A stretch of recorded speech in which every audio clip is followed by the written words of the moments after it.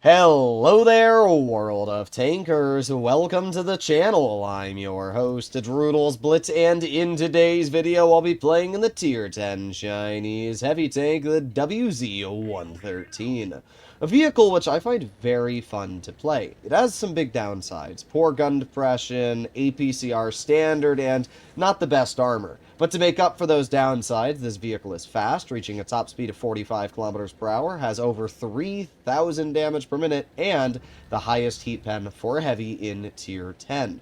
So you got some big upsides to make up for those downsides. And when you're able to get this tank in a position and a game where it's able to use these advantages, it does very, very well.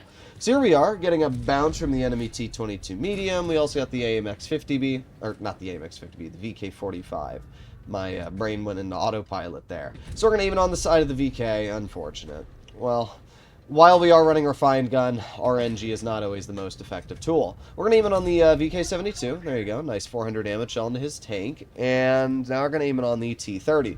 Because this tank has so much heat pen, I can just butter through that T-30. Whether it's the mantlet or it's the turret cheeks, it's just...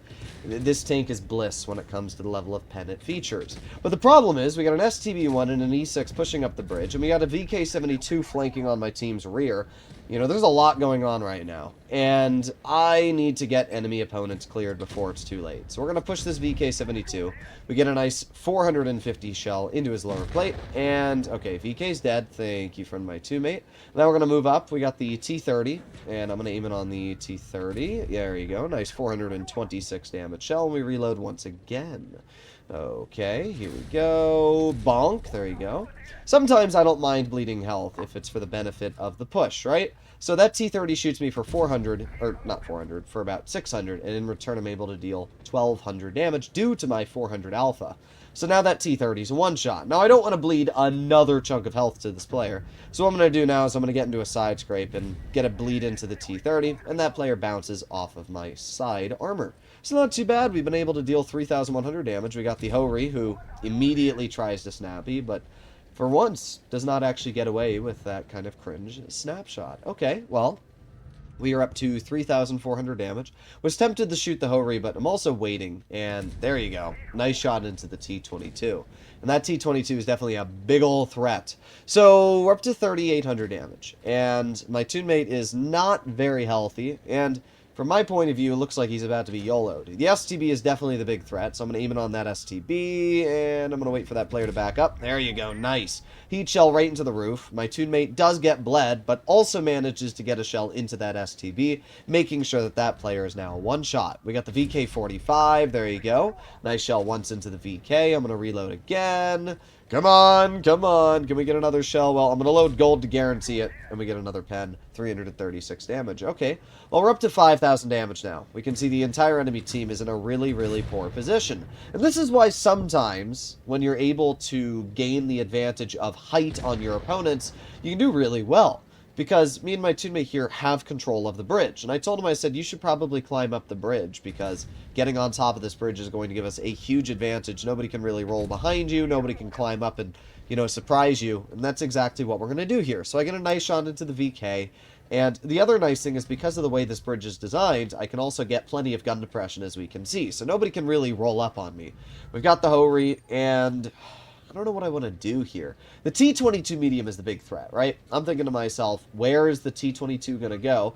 But I'm also thinking about getting that Hori taken out who's below me. So, yeah, I don't know.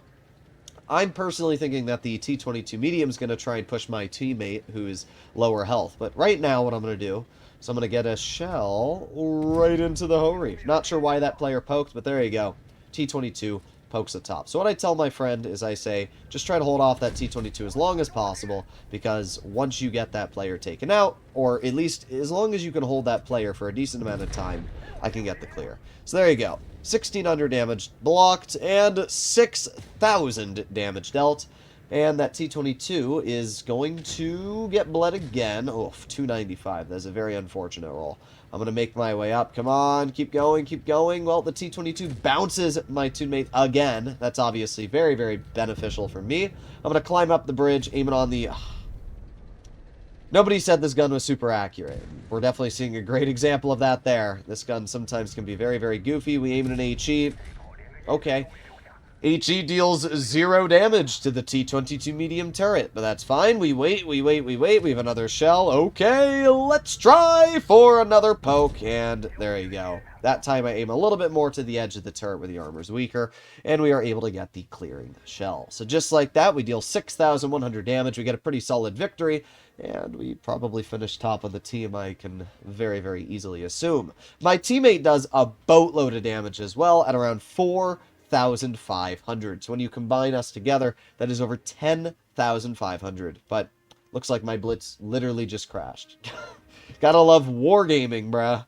Okay, a quick reboot. We're back, and we can see the post-game results. 6,100 damage, and my teammate doing pretty good as well.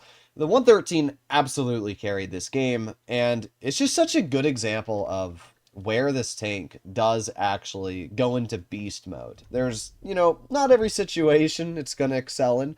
There's many where higher alpha vehicles especially can kind of slap you around, especially with autoloaders and everything else. But when you are able to actually work this tank, it feels super nice. So let's try one game live here.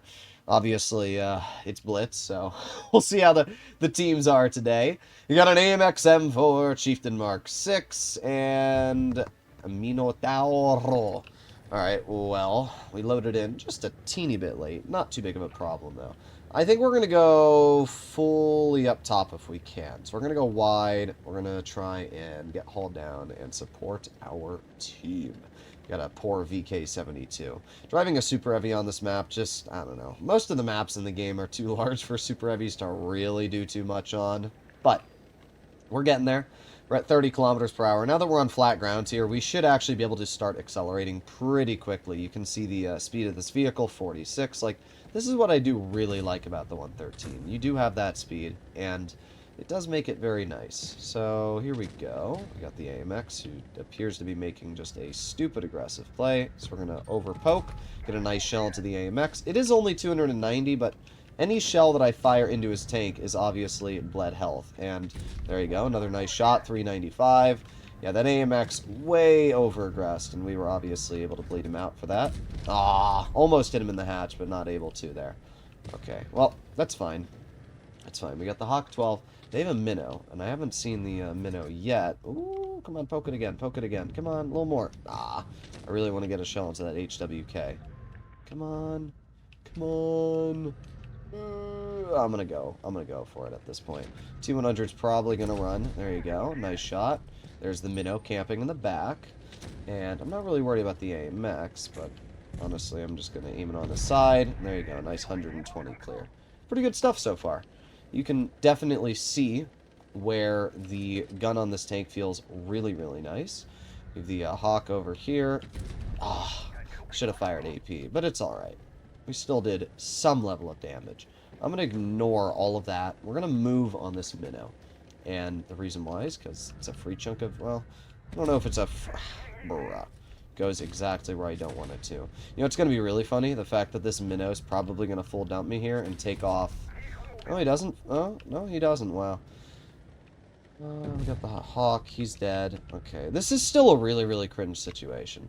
It's funny how, you know, a tank like the Minnow is not necessarily the hardest tank to deal with. It's just more the fact that you can't counter it hull down in that position because of how cringe it is to fight on a ridgeline. Look at how hard that Minnow wants to look at me. Oh, we got a bounce. Okay.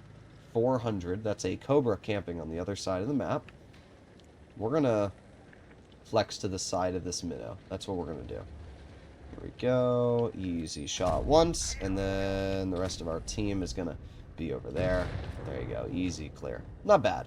I was a little worried that for a moment the Minotauro was just going to, like, full tunnel me and try to, you know, clip me for 1,500. It wouldn't have been that big of a deal, because I could have just, you know, sent him after that, but he actually, well, I don't understand. He played smart enough to not dump his reserve shell, but he played stupid enough to, like, still sit in a spot that's, like, actually useless. The Cobra's now going to try and run away. Classic. Camps and spawn the entire game, and then runs away the moment any type of threat appears. That's just funny. Like, when you actually think about how useless you have to be as a teammate. Alright, well, I gotta be careful here, because I got the leopard, and I am gonna move over here, which ideally means that we can possibly cut off this cobra. Oh, there's the T-100. Gotta give him the smile.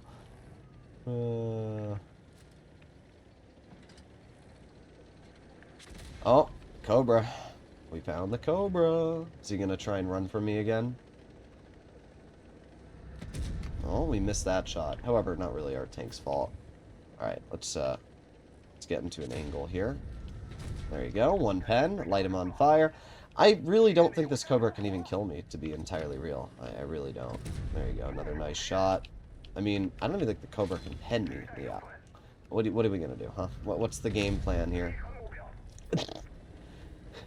This is great. Of course, while this is going on, the VK appears to be failing just as hard. Don't tell me the VK is gonna die. Oh my god, bro. Now I have to drive all the way over to the other side of the map to get that player cleared. I